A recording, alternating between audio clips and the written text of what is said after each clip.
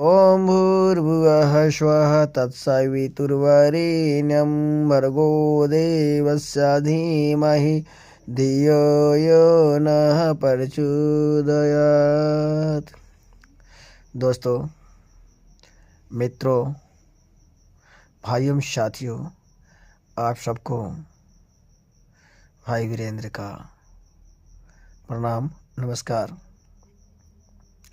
दोस्तों, समय का चाल काफ़ी बदल चुका है।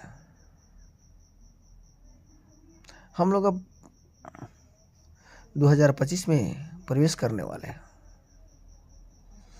और 2025 महा डेंजर समय है। एक मैंने पुस्तक में पढ़ा था और जिसने वो पुस्तक लिखा है वो कोई छोटा मोटा राइटर का नहीं है, क्योंकि वो लिखा हुआ युग ऋषि पंडित श्री राम शर्मा आचार्य का वह पुस्तक है, जिसने अपने ज़िंदगी में वह 3200 से ज़्यादा पुस्तकें लिखी, जिसमें चारों वेद को भी अपने हिंदी भाषा में रूपांतरित किया है, मतलब भाष्य किया है उसने, और रामायण वगैरह करके 3200 से ज़्यादा पुस्तकें लिखी हैं उन्हें। पूरा फ्यूचर भी मनुष्य का लिख दिया गया और परिवार तो उनका इतना लंबा चौड़ा है कि पूरे विश्व में उनका परिवार चलता है। अखिल विश्व गायत्री परिवार के नाम से जाना जाता है।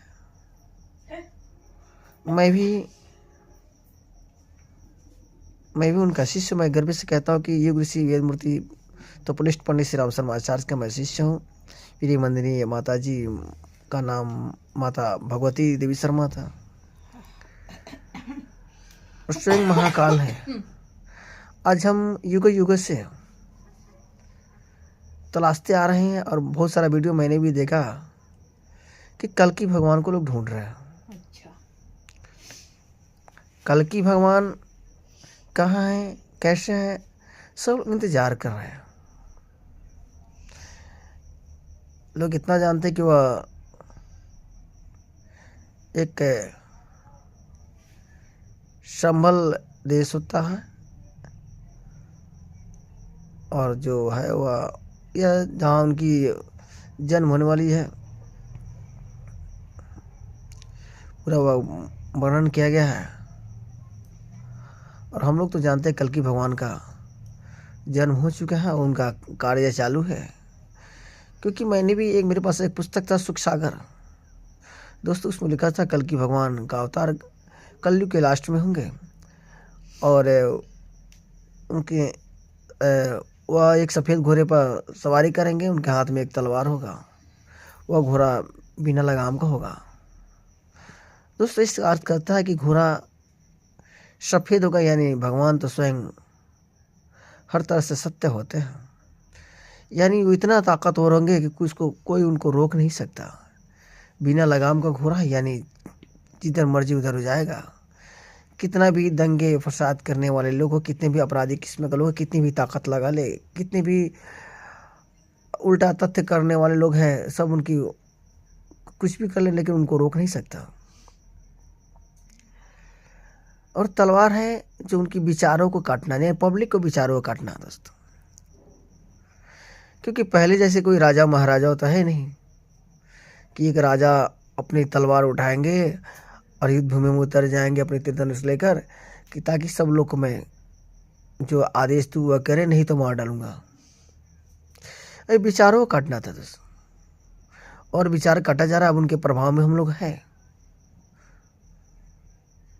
स्वयं अगर देखना चाहते हैं आप लोग, जानना चाहते हैं और कल्कि भगवान को ढूंढना चाहते हैं आप लोग, सत्य खोजना जानना चाहते हैं कि इस कल्कि भगवान है कौन, तो चाहिए अखिल विश्व गायत्री परिवार का शायद आप लोग जानते होंगे।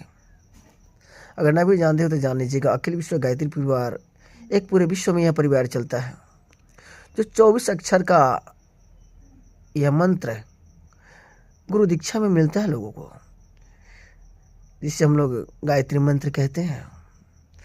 और उससे बड़ा कोई सर्वश्रेष्ठ कोई मंत्र नहीं उससे कोई ताकत और कोई मंत्र है।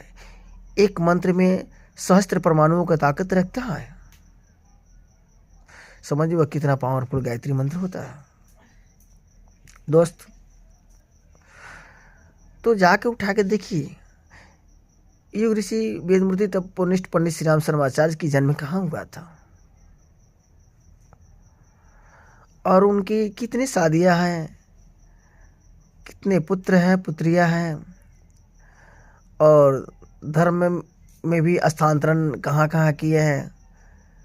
जैसे कि धर्म में अपने प्रचार में भी जगह 2 बार चेंज किए हैं, उसको हस्तांतरण कर रहे हैं। धर्म में जगह भी 2 बार चेंज की उसने। पहले अपने घर से पहले मथुरा गया, मथुरा से फिर हरिद्वार में आके बैठे।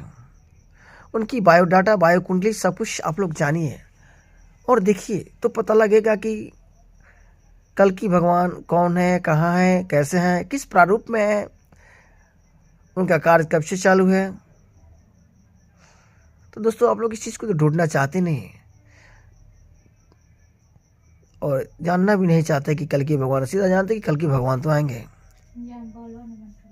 दोस्त, मैं आज आप लोगों से प्रार्थना करता हूँ और आप लोगों से भगवान के लिए शुभकामना करता हूँ कि आप सभी बहुत जल्द हो सके तो इस अखिल विश्व गायत्री परिवार में आ जाए, क्योंकि यहाँ कोई जात पात ऊंची नीची नहीं है।